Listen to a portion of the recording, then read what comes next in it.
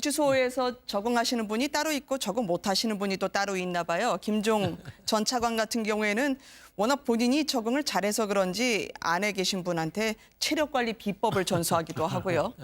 그리고 또 김기춘 전 실장의 경우에도 제자리 걸음, 건강 관리하고 있다. 이게 아마 혈액순환 때문에 그러신 모양이죠. 김기춘 실장은 여기 저 심장에 스턴트를 7개나 네. 심어놨거든요. 그래서 이게 잘못하면 그대로 불과 한 20-30분 동안 이게 조치를 못 받으면 네. 돌아가실 수도 있죠. 그 점에서 살기 위해서도 움직여야 됩니다. 아. 근데 아마 저 어른이 근데 이제 힘드실 게 뭔가 하면 원래 이 잠자는 시간 빼놓고는 항상 앉아 있어야 되거든요. 독방이라도. 네. 그런데 이제 나이가 많고 또 사실 그냥 이런 딱딱한 방바닥에 하루 종일 앉아 있는 게 그 쉬운 일이 아니에요. 네. 그러면 나이가 이제 80이 됐는데 가만히 앉아 좀 들어 누우면 또 오며 가며 교도관들이 뭐라 그럴 거거든요. 네. 아마 그 점이 아마 힘들 겁니다.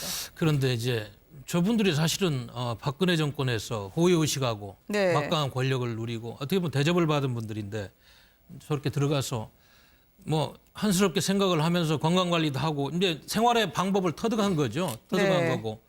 장시호 씨 관계도 그렇습니다. 사람이 또 화장실 갈 때하고 갔다 온 다음에 마음이 달라진다고 온갖 혜택을 입고 이모한테 어떻게 보면 감사해야 되는 마음이 있는데 뭐 검사하고 무슨 딜을 했는지 본립학행위 했는지 모르겠습니다만 또 저런 걸 보면 이 권력이라는 걸 놓고 우리 인간이 갖고 있는 이중성. 네. 그래서 우리가 항상 그 사람이라는 게 말은 잘하고 깨끗하게 하고 뭐 윤리를 이야기하면 뒤에서 행동할 때는 언제든지 또 우리가 말한 거하고 달리 안 좋은 쪽으로 이렇게 사람을 배신하고 이럴 수가 있겠구나. 근데 이런 느낌이 드는 미결수인 거죠. 경우에는 저런 네. 경우에 이제 한 명을 독자적으로 교도관들이 모시고 가서 네. 운동을 30분씩 1시간씩 매일 시켜줍니다. 그래서 이제 그 자체로도 네. 건강을 유지할 수 있는데 한 평이 안 되는 좁은 독방에 있더라도 팔굽혀펴기나 윗몸 일으키기나 계속 그러면서 건강 관리를 재수사들이 다 합니다. 그런데 네. 이제 홍급방에 있으면 그게 어렵죠. 옆에 사람에게 불편을 주기 때문에 오히려 독방에 있을수록 독서라든지 건강 관리가 훨씬 더 수월합니다. 아니 근데 운동은 할 수가 있는데 문제는요. 저게 저렇게 사회에서 이렇게 좀 활동하시는 분들이 구속이 되면 그 정신적인 충격이 엄청나거든요. 네. 그거를 받아들이기가 굉장히 힘듭니다. 처음에. 멘탈이 그래서 김종 그것 때문에 전 충격을 차관은? 받아갖고 네. 진짜 병이 나는 사람도 있고 또 배신자들에 대한 분노. 그러니까 누구는 그랬다 하잖아요. 나 나가면 손볼 놈들 딱 섰다 그러잖아요. 그런 분노. 이걸 받아들이기까지 힘들죠. 아직- 못 받아들이면 병이 나죠. 수용이 어려우신 분이 있는 것 같아요. 마음으로요. 조윤선 전 장관 같은 경우에는 한동안 곡기를 끊었다. 그래서 귤을 먹으면서 어쨌든 끼니를 이어가고 있다라는 전언도 나오고 있거든요. 네, 특정 이게 관계자로부터요. 예전에 이제 교도관이 증언을 한 거를 제가 본 적이 있는데요. 방금 네. 전에 말씀하셨던 이제 그런 현상들이 대부분 나타나요. 그러니까 사회에서 이른바 유력층이나 아니면 네. 재벌 총수나 이런 사람들이 감옥 들어가면 6개월 내에 버티는 게 너무 어렵답니다. 그 6개월을 넘기면서까지 자기 관리를 하는 사람은 정말 대단한 사람이다 이렇게 얘기하는데요. 김종 전 차관이 보여주는 모습은 아주 이례적인 모습이에요. 그러니까 조윤선 전 장관이 보여주는 모습이 원래 통상적으로 우리 사회에 유력층 인사라고 하는 사람들이 들어가서 감옥에서 네. 보여주는 모습이에요. 그러니까 굉장히 바깥에서 왕성하게 활동하고 대접도 네. 받고 이런 사람들이 감옥이라는 아주 좁은 공간 안에 들어갈 경우에는 갑자기 모든 게 확 허물어지는 것 같은 느낌을 받고 식사도 제대로 못하고 네. 사람이 막 그 체력적으로도 잘 버티지 못하고 이런 현상이 나타나거든요. 그러니까 김종 전 차관은 도대체 저런 멘탈이 어디서 나오는지 또 그것도 또 궁금하기도 합니다. 근데 구치소에 이제 들어갔다 오신 분들 이야기 들어보면 특히 이제 무슨 대기업의 무슨 오너 했던 분들도 감옥 가서 만나는 분들을 굉장히 네. 말씀을 많이 합니다. 이유가 뭐냐면 그런 말씀하지 않습니까? 뭐 대학원 이렇게 표현하는데 대학원에서 만난 친구들은 정말 사회 나와서도 친하게 지내는 경우가 많습니다. 그런데 네. 김종 전 차관이 제가 볼 때는 정말 적응력이 빠른 게 이재용 부회장을 만나기가 쉽습니까? 근데 이재용 전 부회장 같은 경우는 네. 구치소에 있으면 누구 한 명이라도 자, 뭐 그런 보도가 나오지 않습니까? 그 구치소에 있는 사람이 짜장면 먹을래, 뭐 짜장면 뭐 탕수육 먹을래? 이렇게 한 번만 친절하게 해줘도요. 이재용 부회장이 만약에 사회에 나오게 되면 그때 나에 대해서 따뜻한 한마디 했던 사람을 찾습니다. 그러면 김종 전 차관이 자, 운동하십시오 이런 말 하잖아요.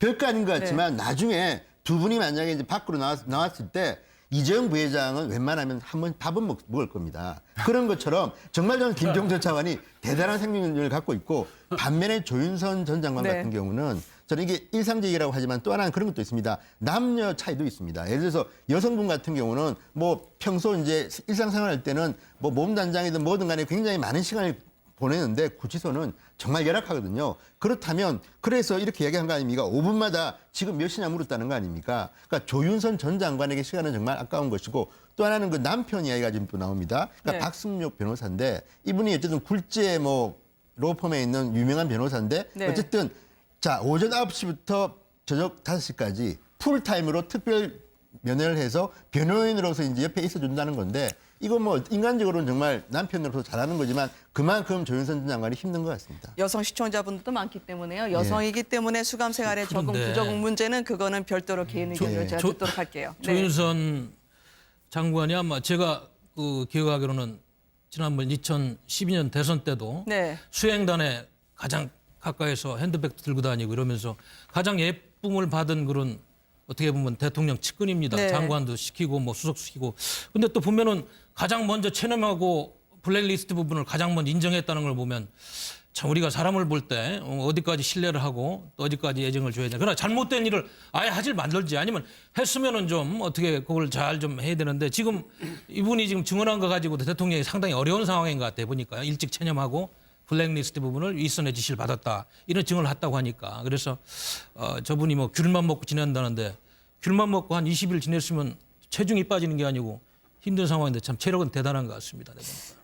그렇지만 본인의 자신의 입장을 밝힌 거 검찰에서 어떻게 밝혔는지에 대해서는 누구도 재단하기 어려운 부분인 것 같아요. 어쨌든 누군가를 보호하기 위해서 없는 사실을 얘기하면 안 되는 거 아닙니까? 지난번 이제 공판 준비 절차에서 조금 달랐던 것 같아요. 조윤선 장관 같은 경우에는 뭐 잘못됐다. 그러나 네. 내가 관여한 바가 뭐 거의 없다. 이런 식으로 이제 변호인 얘기를 했던 것 같고 반면에 김기춘 전 실장 같은 경우는 나는 이 국가를 지키기 위해서 정책적인 차원에서 한 것이다.